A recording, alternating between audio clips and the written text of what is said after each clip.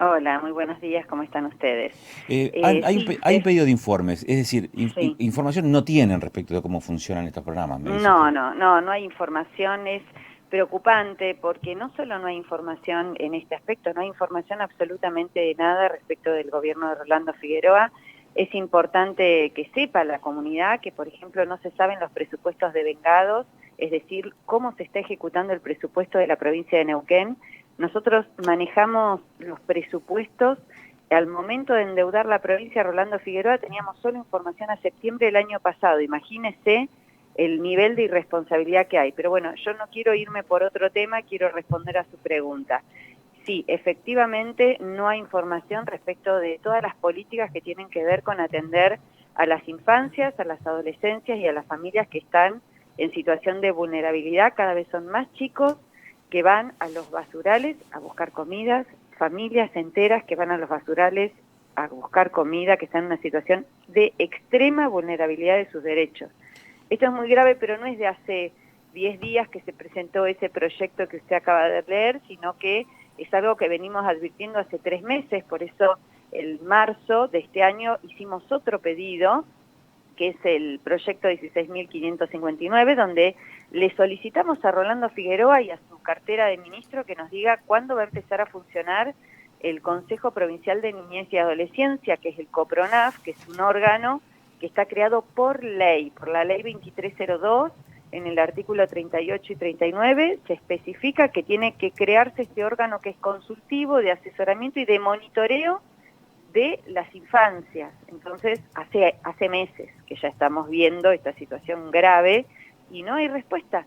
Fíjese, hace 2 meses empezamos, porque este último que usted acaba de leer fue hace 10 días. Uno puede entender, bueno, les está llevando tiempo. Pero la verdad que hace 2 meses que hicimos el pedido de informe para saber cuándo empieza a funcionar el COPRONAF y resulta ser que todavía no hay respuesta. Acá en la legislatura ni siquiera se puso en tratamiento en la comisión. Siempre que no, que va para otra, que va para otra, y así nos tienen dando vuelta. Y sabemos por gente que trabajaba en otra gestión ahí, que no estaba funcionando. Recién ahora nos están diciendo informalmente que empezaron a organizarse. Estamos ya 5 meses de que asumió y a 1 año de que fue elegido gobernador Rolando Figueroa.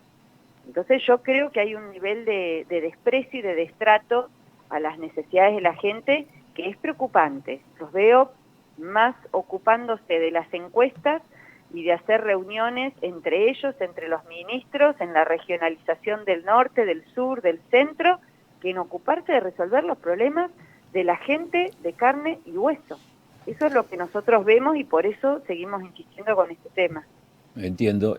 Ahora, entiendo también que hay dos situaciones distintas. Una es de los niños, niñas y adolescentes en conflicto con la ley, y el otro es el grupo de niños, niñas, adolescentes como sector vulnerable o en contextos de vulnerabilidad, me da la sensación.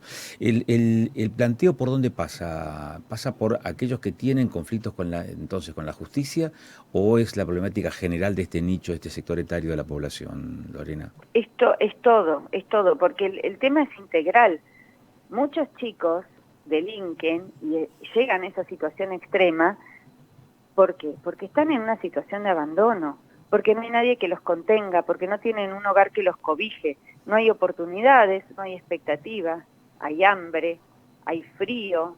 Entonces, cuando vos no tenés, no podés ir a la escuela, no estás bien alimentado, no tenés un hogar y en el hogar hay violencia, todo lleva a los consumos y muchos casos de estos llevan a situaciones en las cuales se delinquen.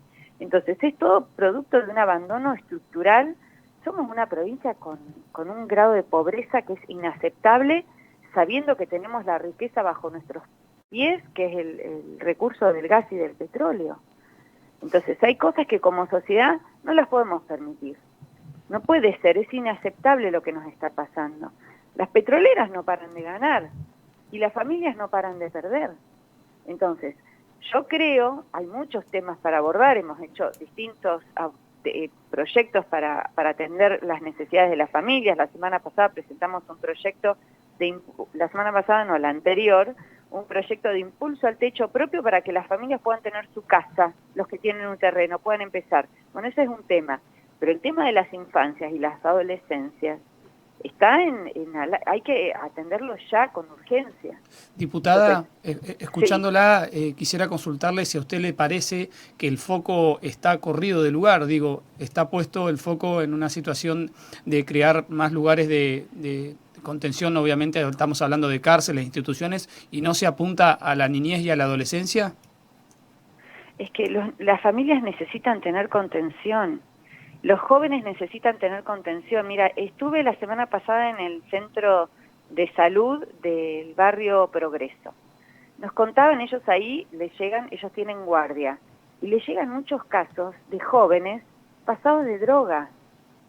Y esos chicos, esos jóvenes que están pasados de droga porque no tienen esperanza, porque no tienen oportunidad.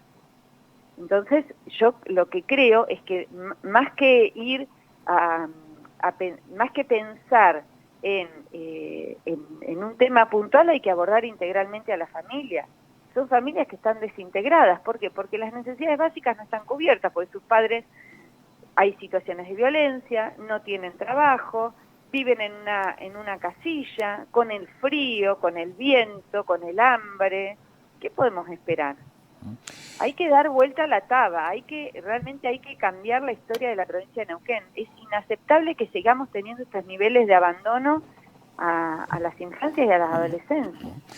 Usted habló de adicciones recién y me resulta interesante robarle algunos minutos de esta entrevista para hablar de ese tema y de la preocupación legislativa sobre esta problemática que en el plano investigativo incluye a los estados provinciales, pero al momento de repartir las responsabilidades es del fuero federal, de la intervención de la justicia, quiero decir, ¿no? Y en más de una ocasión tenemos información respecto de cómo se ha desbaratado tal o cual kiosco narco, cómo se ha interceptado tal o cual cargamento de cocaína, marihuana o la sustancia que fuese, pero tenemos poca información respecto de cuántas son las personas que son encontradas responsables y por ende sancionadas o condenadas, ¿no? por narco. ¿Hasta dónde llega la preocupación también como legisladores respecto de cómo funciona el Poder Judicial Federal sobre este aspecto, Lorena?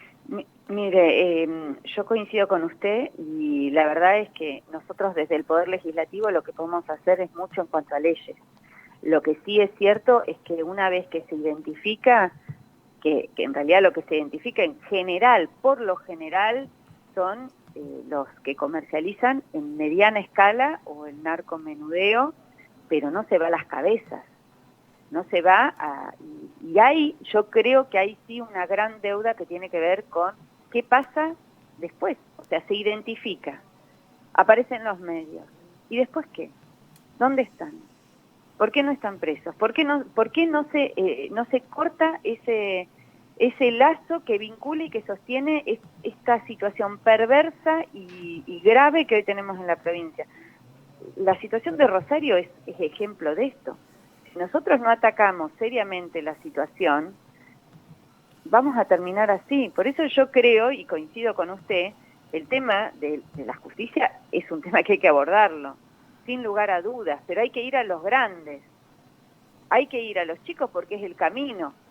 ¿Y estos chicos por qué van ahí? Porque no buscan otra salida, porque tienen que estar en la escuela, tienen que estar estudiando, no pueden estar en la calle o en los basurales.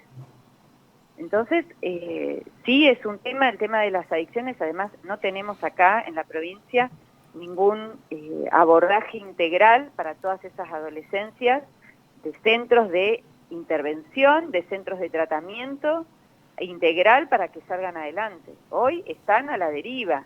Sí tenés algunos psiquiatras, algunos psicólogos en algunos centros de salud, en algunos hospitales, pero está colapsado. Por eso digo, la situación se resuelve si hay voluntad política, nada más. Diputada, no hay mucho. Diputada, Sí. le consulto, la palabra integral es muy mencionada justamente en este tipo de situaciones, puntualmente cuando hace referencia al abordaje integral. ¿A qué se está refiriendo? Me estoy refiriendo a educación, me estoy refiriendo a salud y me estoy refiriendo también al abordaje de esas familias, no solamente al adolescente que tiene una situación de adicción, porque el adolescente después tiene que estar en su familia. Y si vos al adolescente no lo tratás y no lo acompañás junto con la familia y al sistema en el cual él estaba inmerso, y no atendés esa situación, vuelven a caer. Entonces el abordaje es integral en ese sentido. No es solamente que vaya y se lo atienda solo a él, lo tenés que atender familiarmente.